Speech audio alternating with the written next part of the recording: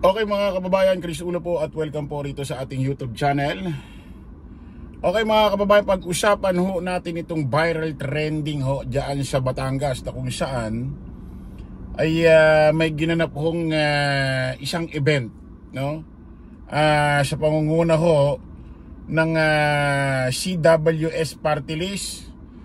At ito hong artista na siyempre sino ba naman di nakakakilala rito, kaya kung tawagin ay Star for All Season.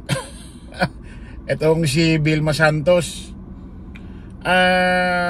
Pag-usapan lang ho natin ito kasi mga kababayan, kailangan ho tayong mamamayang Pilipino, although hindi tayo taga dyan sa Batangas, pero may mga kakilala ho tayo, no? At may mga kakilalang malapit din.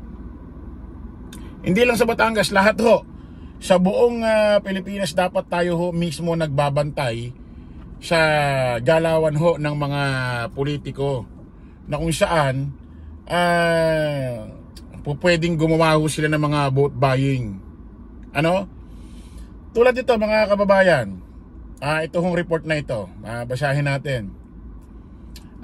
CWS Party List ipinapa-disqualify sa COMELEC ng isang gubernatorial candidate dahil sa vote buying sa Lipa, Batangas.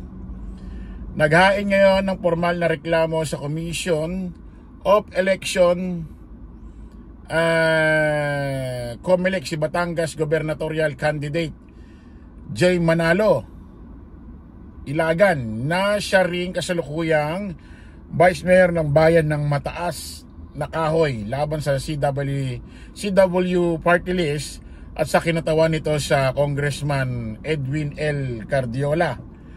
Ayon kay Ilagan, kasong vote buying, teka lang ho okay. Kasong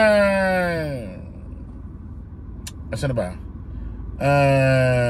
Ayon kay Ilagan, kasong vote buying ang naganap na Barako Fest. Ito palang Barako Fest 2025 sa Lipa City, Batangas noong February 13 and 15, 2025. Base sa 31 pahina ng reklamo ni Ilagan, nagsagawa ang CWS Party List ng Last to Take Hand of Challenge kung saan nagkaloob ng premyo ng 3 brand new na Toyota Vios bilang papremyo. Ito yung sasakyan, maraming hahawak ko, may mga nakapaskil na mga kamay. Tapos yung mga contestant, hahawak din doon. Kung saan may mga nakalapat na kamay, doon din nila ilalapat yung kamay nila. Patagalan, kung sino ho yung hindi bibitaw, hindi mangangawit, siya ho ang magwawagi.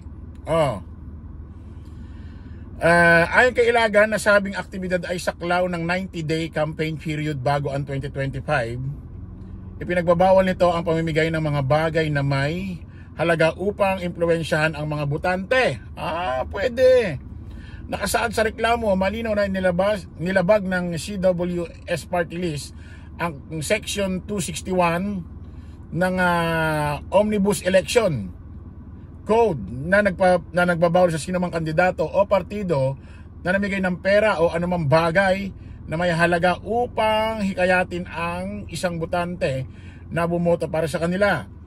Bukod dito ay sinamiti ng COMELEC bilang ebidensya ang umano'y pahayag ni Batangas gubernatorial candidate Vilma Santos Recto, kung saan sinabi umano nito ngayong 3 kotse ang ibinigay po ni Congressman na yung CWS 135. Ayon sa reklamo, ang naturang pahayag ay nagpakita ng tahasang paglabag sa batas laban sa vote buying. Hiniling ni Ilagan sa COMELEC ang agarang investigasyon sa vote buying at panagutin ang CWS Party List sa paglabag ng Omnibus Election Code sa pamamagitan ng disqualification kung mapatunayang nagkasala. Nagsumite rin si Ilagan ng mga dokumento at video bilang ebidensya sa nasabing reklamo. Naniniwala po ako na malakas ang aming kaso dahil ito ay kompleto rekados, sabi ni Ilagan. Ito yung ito yung tatakbong gobernador na Ilagan. Ayan ho. Nagtataka lang ako rito mga kababayan, ano. Nagtataka lang ako kasi ito yata yung sasakyan. Ito yung nanalo, oh. Oh. Oh. Oh, ayan ho yung nanalo. Tapos ito yung sasakyan. Okay, tandali. Ito ho. Oh. Ano yan kotse, tas may mga drawing na kamay. Doon ilalapat ng contestant yung kamay nila. Kung sino hindi mangawit, kung sino yung huling hindi maaalis ang kamay, ayun, siya ang panalo. Oh. Siya ang panalo, ganon. Oh, dito pa si Luis Manzano. Si Congressman Edwin Carjola. Palakpan po natin. Mag-ingat po kayo. Good luck po sa lahat ng sasama po. Nakukuha ko na to. Etong pamilya Recto, especially Luis Manzano, Vilma Santos, ini-endorso nila sa kanilang event, no? Itong Barako Fest, itong CWS na party list, ini-endorso nila, pinasisikat nila doon sa bayan nila. Oh, na kung saan nagbigay ng 3 sasakyan. Nagtataka naman ako dito, mga kababayan, kung talagang, kasi may sagot yung may sagot yung CWS, tinignan ko Oho, pakinggan muna natin yung kanilang side, mga kababayan. Basahin natin. Sumagot ho itong CWS sa kanilang FB page. Basahin natin, mga kababayan. Siya na ba yun? Basahin natin. Ayan ang layunin ng CWS Party List, makatulong sa ating mga kababayan, mabuti ang kanilang buhay. Yan ang pangarap natin para sa lahat ng ating mga kababayan. Samahan nyo kaming tuparin ito sa darating na halalan. Muling iboto, numero 135 CWS Party List. Alam nyo, mga kababayan, nagtataka naman ako, bakit sasakyan? Paano kung ang makakuha niyan mahirap? Or isang kain santo ka, ang gagawin nila dyan sa ang gagawin nila dyan sa kotse? Saan sila kukuha ng pangkarga ng gasolina? Kasi mas okay pa yung ayuda, yung pera, pagkain, pabiling gamot, para panggastos sa kanila mga pangangailangan. Tulad ng ginagawa ni nung wala pang halalan, ginagawa na ni Speaker Martin Romualdez. Bakit nakakapagtaka kung kailan may mga ganitong eleksyon, halalan, dito na nagkakaroon ng mga ganitong kagarbo na pamimigay. 3 kotse pamimigay. Gagawin sa ganitong ganitong halalan na. Bakit ganon? 'Di ba?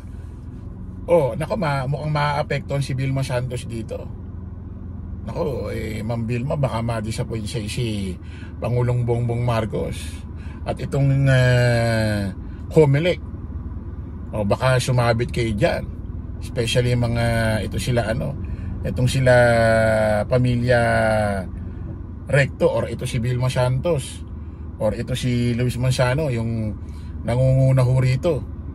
Kasi mali ito sa akin, mali sa akin to, kasi dapat kayo, Ma'am Vilma Santos, kung merong kayong i-endorso na party list, sabihin nyo ng tama.